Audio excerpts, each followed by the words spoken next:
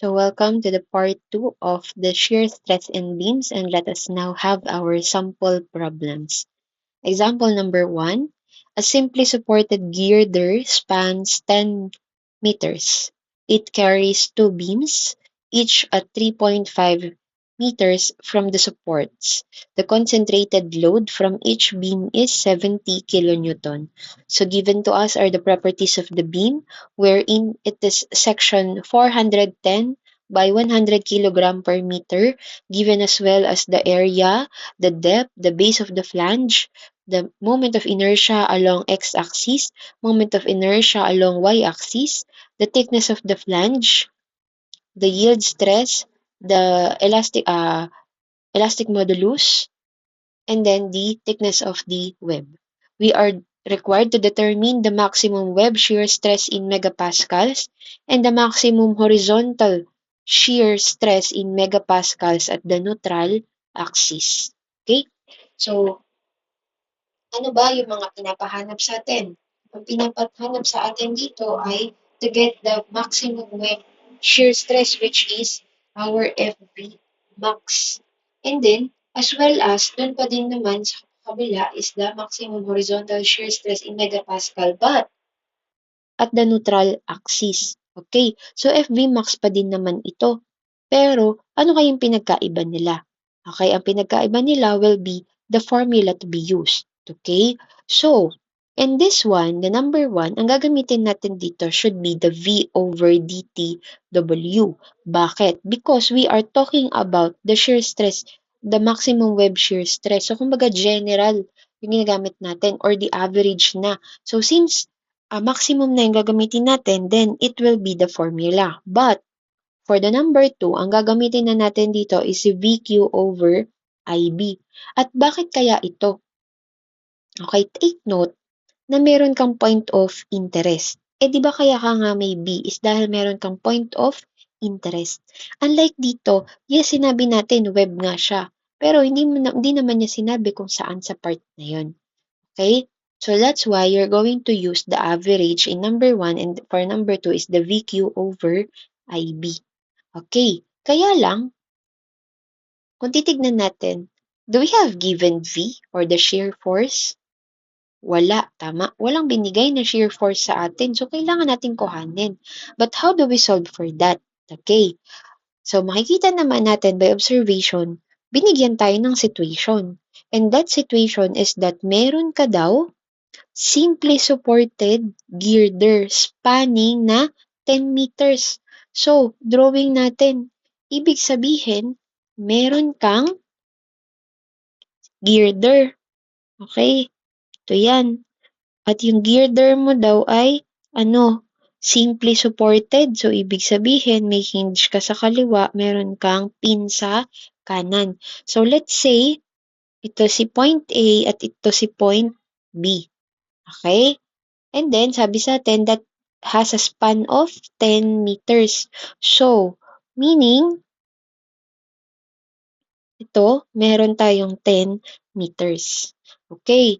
Ano pa yung sinabi sa atin? Sabi niya, siya daw ay nagke-carry ng dalawang beam wherein each at 3.5 from the support. So, that is the location.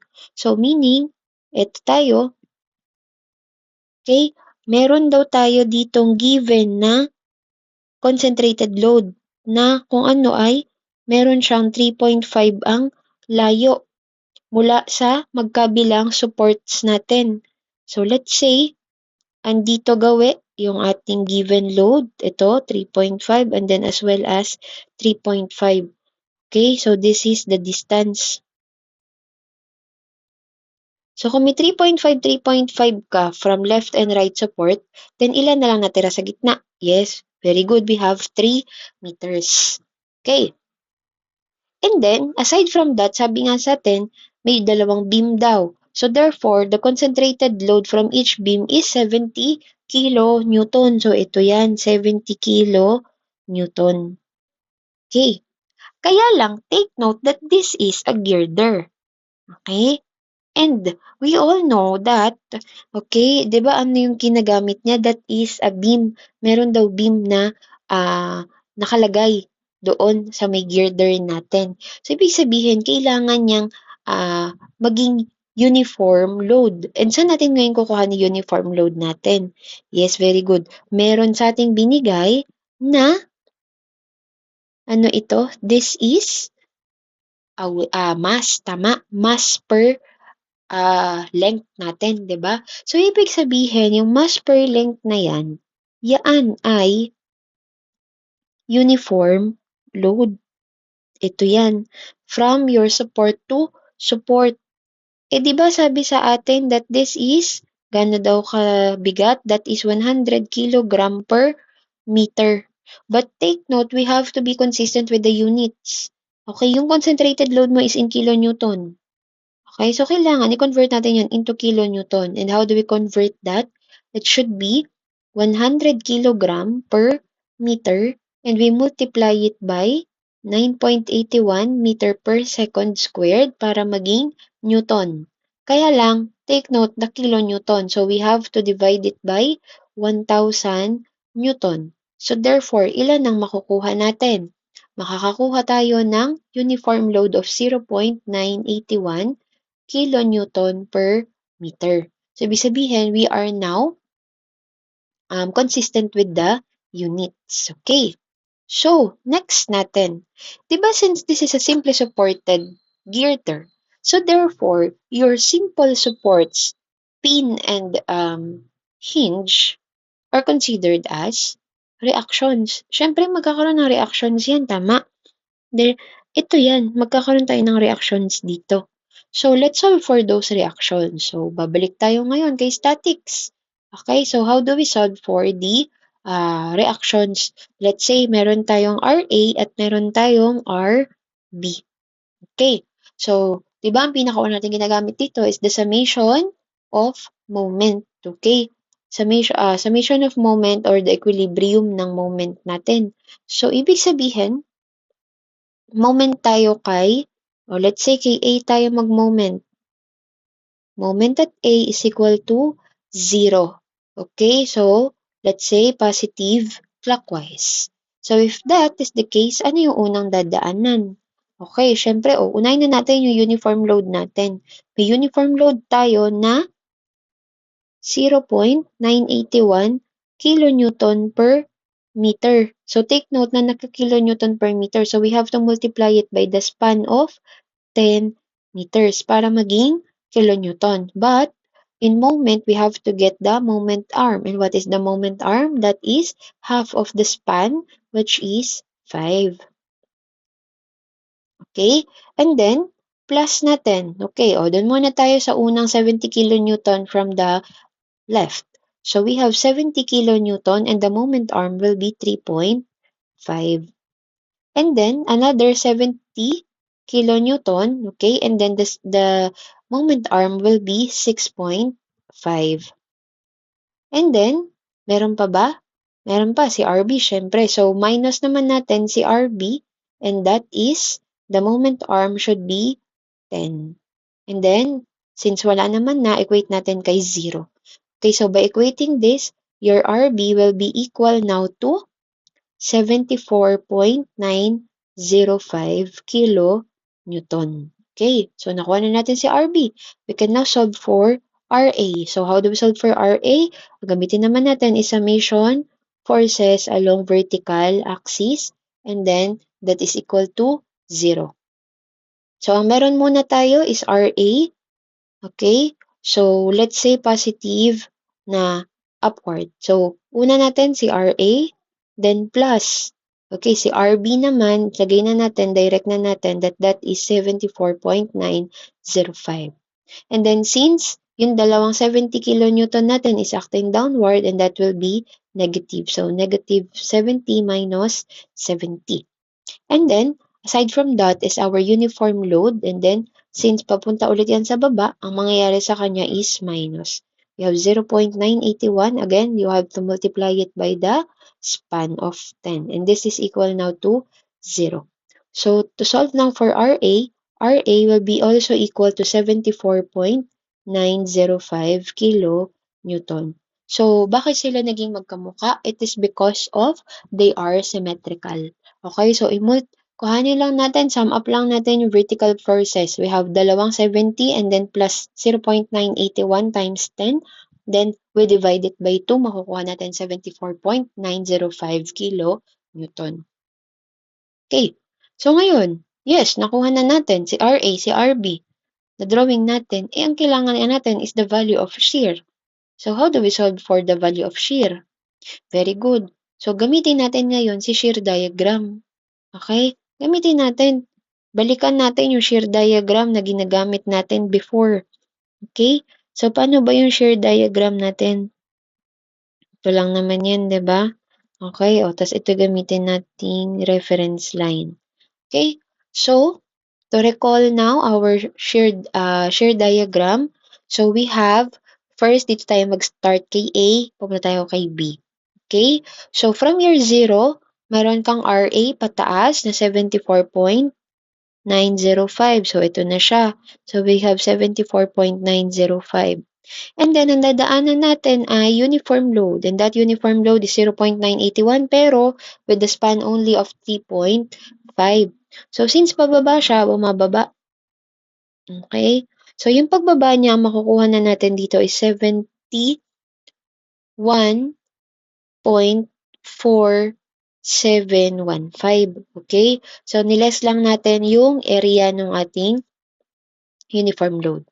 And then, papunta dito, meron tayong dadaanan na 70 kilonewton, so pababa naman siya. Okay, bumaba siya hanggang makuha niya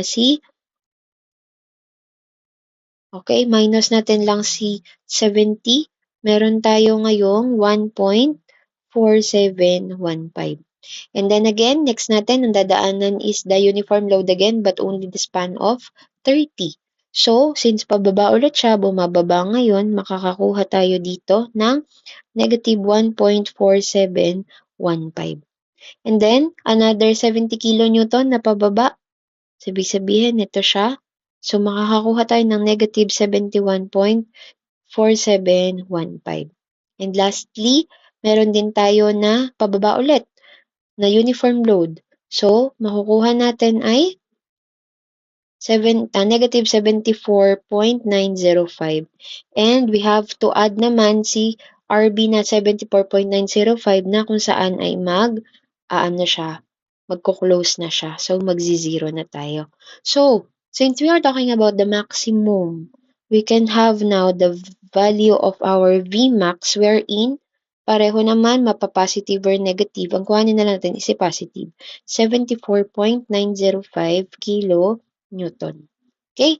So, nakuha na natin si value ng B. We can now proceed in getting our values. Yung una daw natin.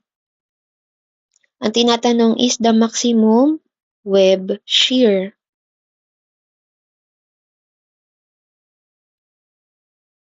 So, sabi ko nga, ang gagamitin natin dito is FV is equal to V over dt W. So, with this, our V nakuha natin is 74.905 and since it is in kilonewton, we just multiply 10 cube para maging Newton. Divided by, ano yung depth na binigay? The depth is 410. 410 mm and anong binigay na thickness ni W or ni web? The thickness of the web is 10 mm. So, 10 mm. So, with this, ang makukuha nating value ng FV max natin will be equal ngayon kay 18.27 megapascals. So, that is now your final answer. Oops. Okay?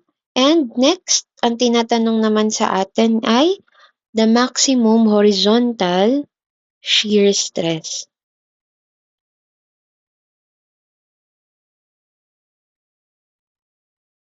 Horizontal shear stress along neutral axis.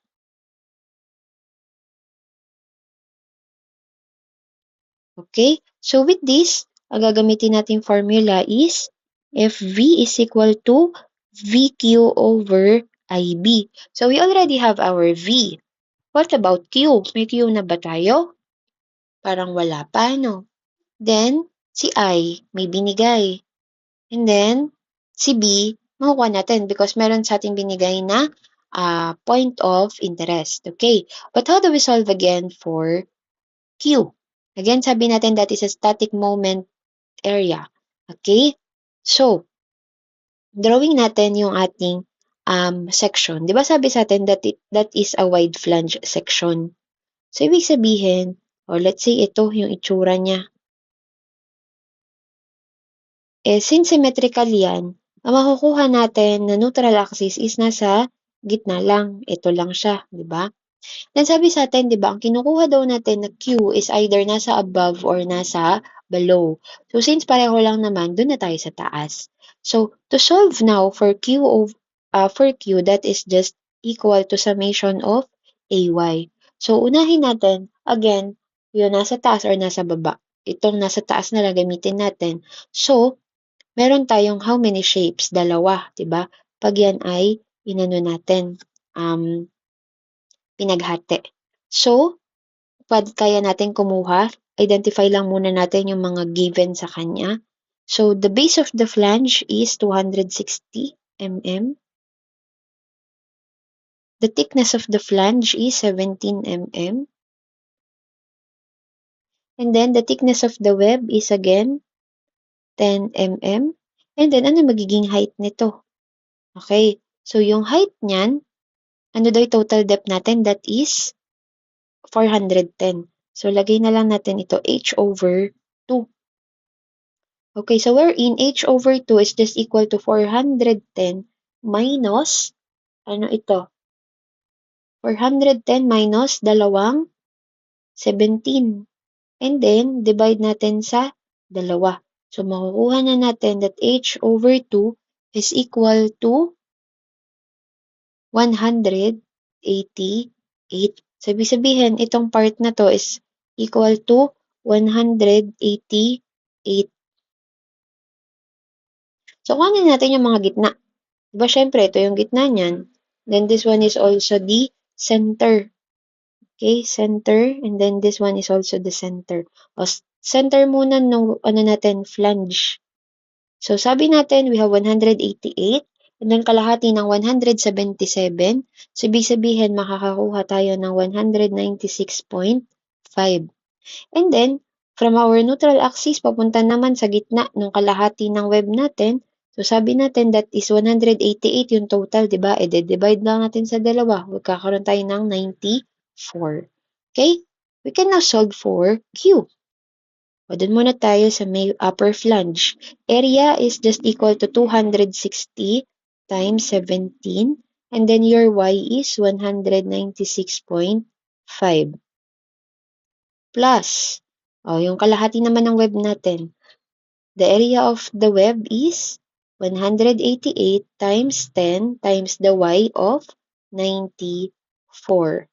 Okay? So, with this, ang makukuha nating value ni Q is equal to 1,045,250 mm cube. Okay, so since meron na tayong values, we can now proceed in solving for our FV. Again, our V is 74.905 and gawin na natin siyang in Newton 10 cube. Then, nakuha natin na Q is the value of 1,045,250 mm cube. Divided by, ano yung I natin? Since ang pinag-usapan natin is neutral axis along x-axis, ang gagamitin natin is IX. So, IX is 397 times 10 raised to 6 mm to the fourth. And we multiply it by the B. So, since sabi nga sa atin, ang point of interest natin is the neutral axis. So, ito lang yung kukuhanin natin na B. And that is the thickness of the web, which is 10 mm. Okay? So, with this, sa makukuha natin na value ni FV is equal to 19.722 megapascals. So, paano siyang naging megapascals? Okay, we have mm cube and then mm to the fourth. So, tanggal natin sa cube, bawasan natin ng isa. Then, pag pinag-multiply sa sa ay squared. Okay? So, tama lang na tayo ay naka-megapascals. So, this is for example number 1.